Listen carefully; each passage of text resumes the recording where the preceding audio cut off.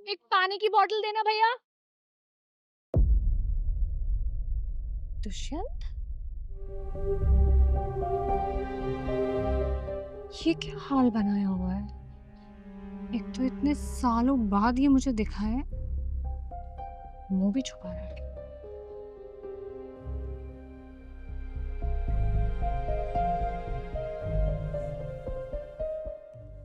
मुंह क्यों छुपा रहे हो तुम अपना? वो ऐसे ही। आपको नॉर्मल पानी चाहिए या ठंडा पानी चाहिए? पहले तुम ये कपड़ा हटाओ अपने मुंह से। वो मुझे मिट्टी से एलर्जी है।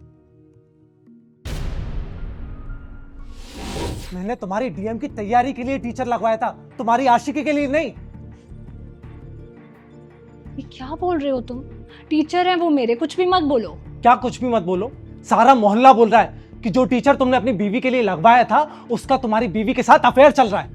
अरे, कोई भी बोलेगा और तुम मान लोगे क्या? सच होगा तो मानूंगा ही ना। दुष्यंत, तुम्हें मुझ पर इतना भी भरोसा नहीं है क्या?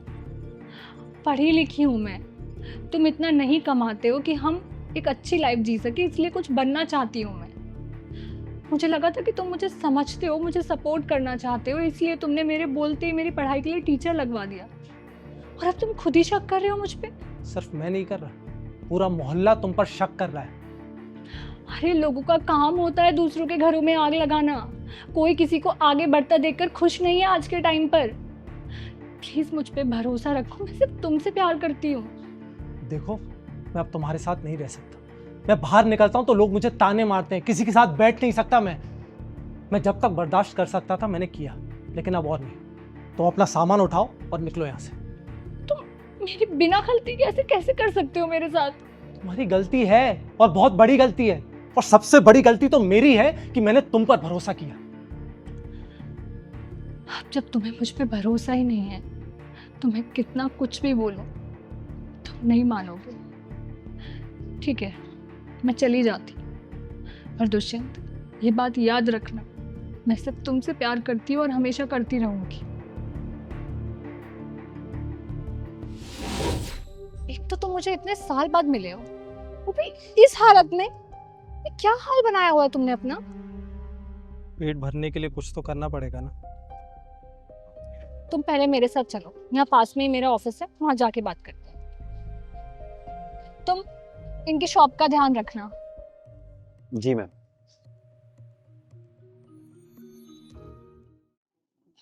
अब मुझे बताओ, ये सब कैसे हुआ?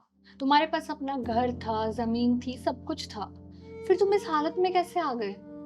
जैसे ही मैं डीएम बनी थी ना, मैं तुम्हारे घर गई थी, पर वहां पे ताला लगा हुआ था, कोई था नहीं। आस पड़ोस से पता चला कि तुम सब कुछ बेचकर चले गए हो।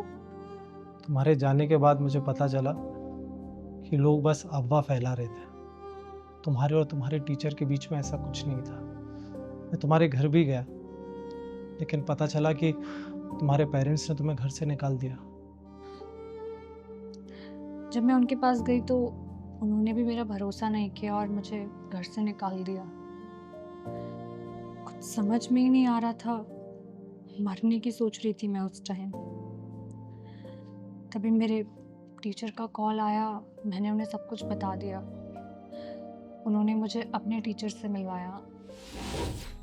सर, ये मेरी स्टूडेंट है, घर पे कोचिंग देने जाता हूँ, बहुत प्रॉब्लम में है। इनके हस्बैंड ने इन्हें घर से निकाल दिया है। इनकी कोई गलती भी नहीं थी।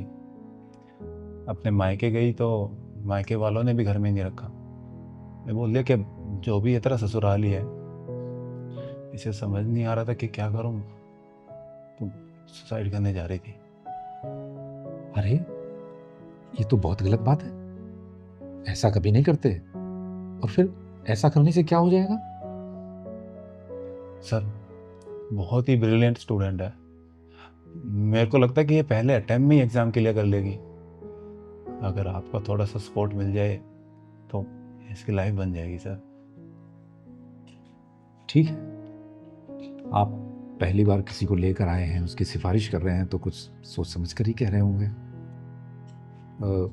आप ऐसा करिए, हमारी कोचिंग सेंटर में पार्ट टाइम जॉब कर लीजिए।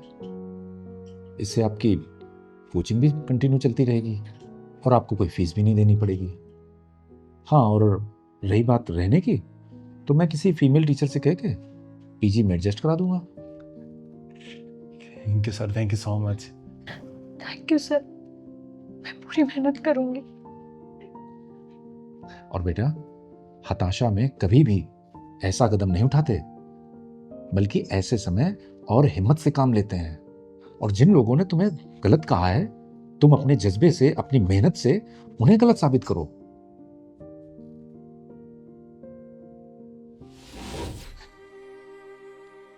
जिन पर तुम इतना शक कर रहे थे ना, उन्होंने मुझे एक नई जिंदगी दी।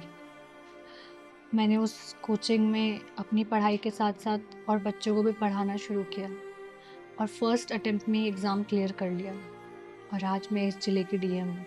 तुम्हारे जाने के बाद मुझे दारू की बुरी लत लग गई थी। दारू के चलते मैंने अपना सब कुछ बेच दिया। अभी कुछ समय पहले कुछ पैसा इकट्ठा करके ये छोटी सी पान की दुकान खोली।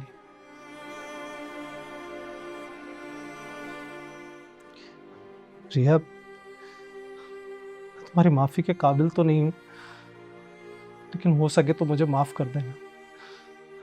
मैंने तुमसे ज़्यादा लोगों की बातों पर भरोसा किया।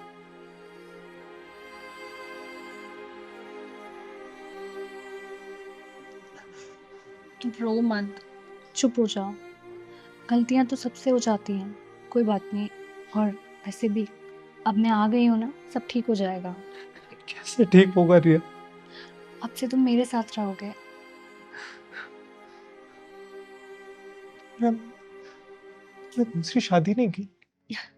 पहले वाले से डिवोर्स थोड़ी हुआ था मेरा, जो दूसरी शादी कर लेती। और तुमसे जाते हुए बोल कर गई थी ना, मैं सिर्फ तुमसे प्यार करती हूँ और करती रहूंगी। रिया, मैंने तुम्हारे साथ इतना गलत किया, लेकिन फिर भी मैं तुम्हारे लिए आज भी वैसा ही हूँ जैसे पहले था। प्यार और प्यार करने वाले कभी नहीं बदलते। तुम मुझे बताओ, क्या तुम मुझसे प्यार करते हो अभी भी? हाँ, करता हूँ। और ये बात मुझे तुम्हारे जाने के बाद ज़्यादा रियलाइज हुई। अब करोगे मुझे खुद से दूर?